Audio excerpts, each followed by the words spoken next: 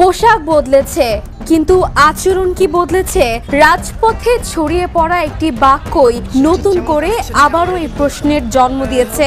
আয় হাদির লাশ নিয়ে যা। হত্যার বিচারের দাবিতে উত্তাল রাজধানীর রাস্তায় পুলিশের এই মন্তব্য যেন মুহূর্তেই নাড়িয়ে দিয়েছে দেশ জুড়ে জনমত।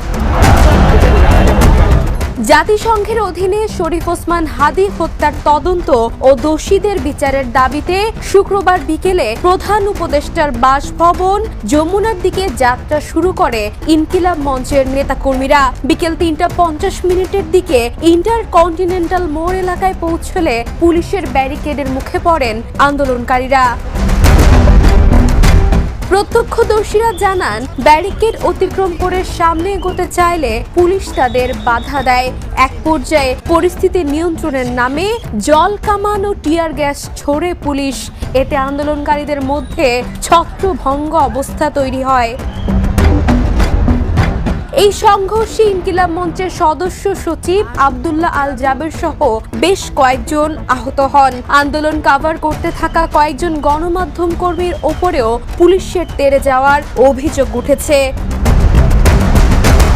তবে উত্তেজনার কেন্দ্রবিন্দুতে আসে পুলিশের একটি কথিত মন্তব্য ও আচরণ। হাদি হত্যার বিচারের দাবিতে যখন রাজপথ উত্তাল, ঠিক তখন আন্দোলনকারীদের উদ্দেশ্যে পুলিশের পক্ষ থেকে করা আপত্তিকর মন্তব্য সামাজিক যোগাযোগ মাধ্যমে ছড়িয়ে পড়ে। পাশাপাশি কিছু অশোভন অঙ্গভঙ্গির ছবিও ভাইরাল হতে শুরু করে, যা নিয়ে শুরু হয়েছে তীব্র বিতর্ক।